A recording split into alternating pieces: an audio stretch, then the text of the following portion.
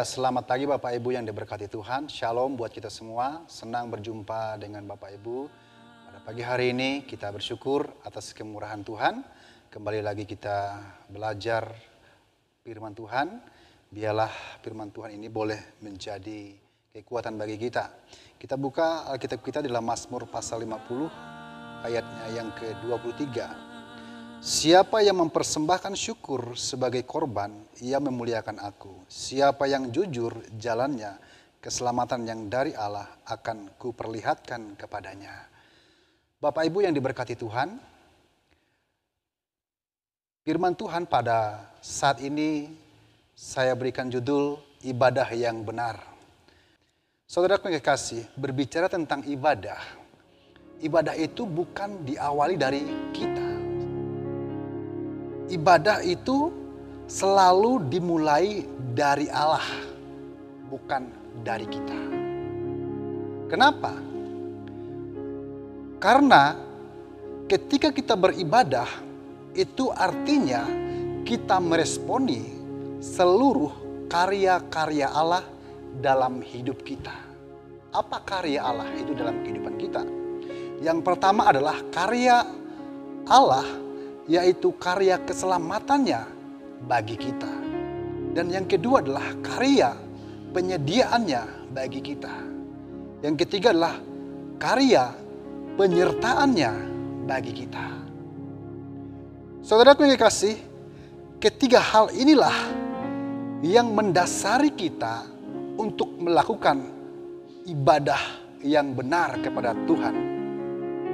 Kalau kita memaknai ibadah itu bahwa kita beribadah itu adalah inisiatif kita atau dari kita, saudaraku, kita akan kecewa. Kenapa? Karena maknanya sudah berbeda.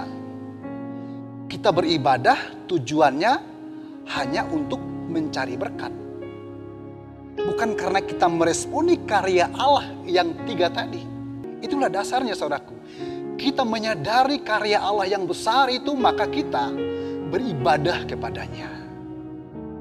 Kalau kita beribadah itu karena kemauan kita, tujuannya sudah berbeda, saudaraku. Kita beribadah karena kita ingin mencari berkat. Artinya kita barteran kepada Tuhan. Oh Tuhan, kita barteran yuk, seperti itu kan. Saya beribadah kepadamu, nanti saya diberkati ya. Kan seperti itu kata sehari-harinya. Lalu artinya apa? Lewat ibadah itu kita sogok Tuhan.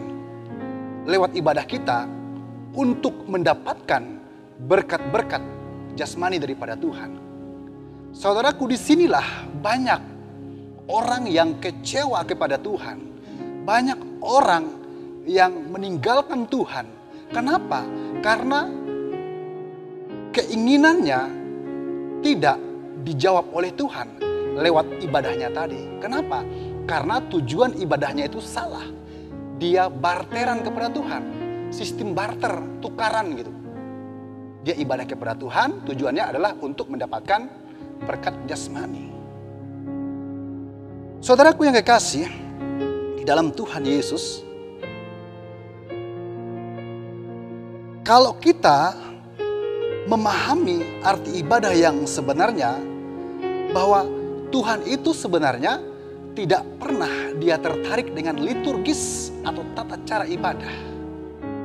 Ibadah yang benar itu adalah terletak daripada motivasinya. Tidak salah liturgis atau tata cara ibadah itu, tidak salah.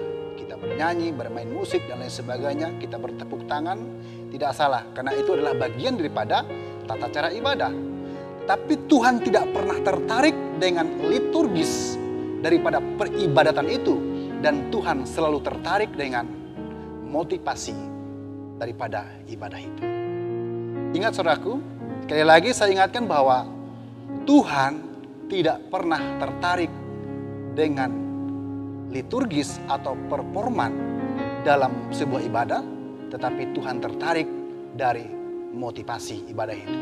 Banyak gereja-gereja sekarang, gereja itu sebagai tempat show, menunjukkan kehebatan seperti itu. Akhirnya apa? Yang muncul hanya daging. Tidak terjadi sebuah perubahan seperti dulu-dulu kala orang memuji Tuhan biasa, tetapi terjadi mujizat dan keajaiban Tuhan. Disinilah kita harus menyadari ibadah yang benar itu adalah respon kita terhadap karya besar Tuhan dalam hidup kita. Dan itu adalah sebuah inisiatif Tuhan, yaitu karya keselamatannya. Lalu kita meresponi dia dengan cara kita beribadah kepadanya, bahwa semua itu datang daripada Tuhan. Saudaraku yang kekasih dalam Tuhan, kita lihat apa motivasi kita beribadah. Motivasi kita beribadah adalah yaitu untuk memuliakan Tuhan dengan ucapan syukur. Ini yang benar, saudaraku. Ketika kita datang kepada Tuhan, karena memang esensi daripada ibadah itu adalah memuliakan Tuhan.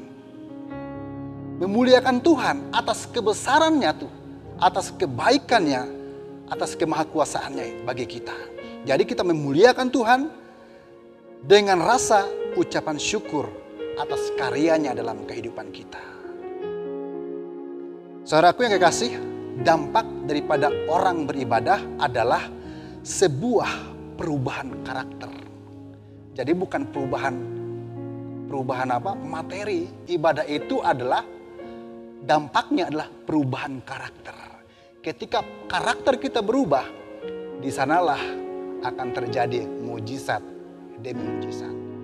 Jadi jangan dibalik-balik, saudaraku. Ibadah itu adalah ketika kita datang kepada Tuhan dengan meresponi kebaikan Tuhan, dan dampaknya adalah karakter kita diubahkan.